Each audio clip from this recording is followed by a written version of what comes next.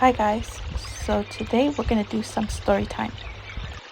This story is about a girl that had a jinn who fell in love with her. My husband told me that before we got married, him and his friends used to do ruqya on people. And he saw some crazy stuff happen. So there used to be this girl who was so beautiful and everybody thought she was very beautiful. I got to meet this girl too, and mashallah, she was very beautiful. Like words couldn't even express how beautiful she was. Allahumma barik, we don't want to be aining anybody. So the girl's name is, let's just call her Noura. So Noura was getting engaged. She had this guy come to the house who came to propose to her. And Noura said yes. While she was engaged, weird stuff started happening to her. Let's just say things that were not human. Things that were not normal. You know, jinny stuff. Her parents noticed that she was behaving weird, so they decided to call people to come do ruqya. So my husband was part of a group of people who were being trained to do ruqya on people. So this girl was inside a room with her mom and dad, and my husband and his group was sitting outside the room. So they couldn't actually see her, but the door was open. There was just a wall that separated them from each other. So the main guy started reading ruqya.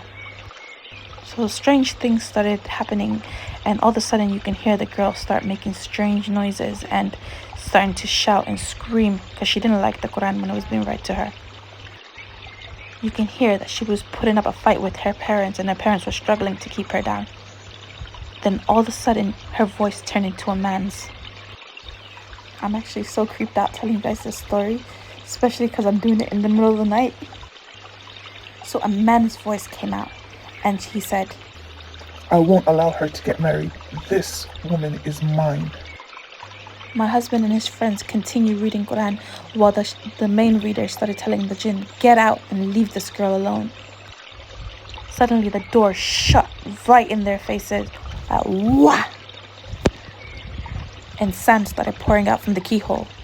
And you can hear the mom and dad shouting and screaming, and they can't see what's going on.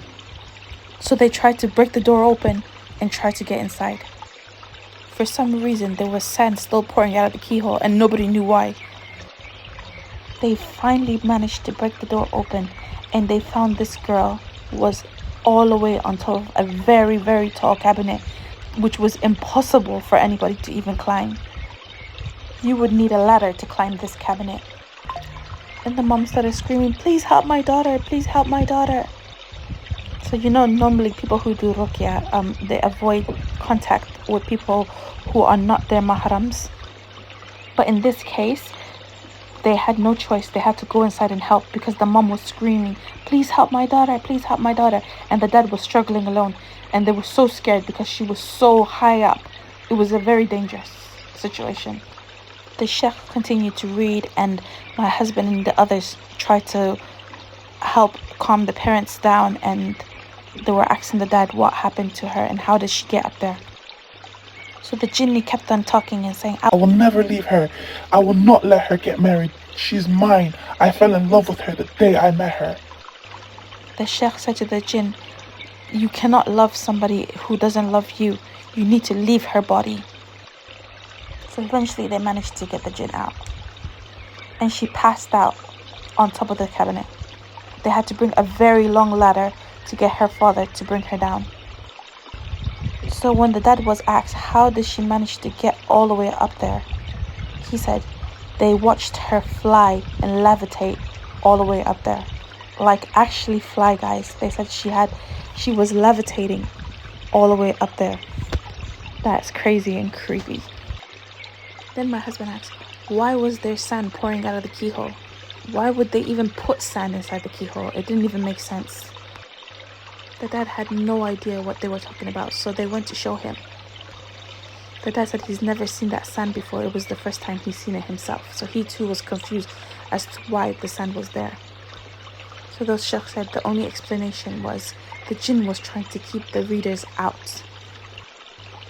And when they were struggling earlier to open the door, there was nothing that was actually keeping that door locked. So nobody could even explain as to how that door was staying tightly shut. Maybe it was the sand, but only God knows. Anyway, They managed to get the jinn out and she ended up getting married, alhamdulillah. Thanks for listening. I hope you guys liked the video, and make sure you guys like and share and subscribe. I'll see you guys next time. Bye.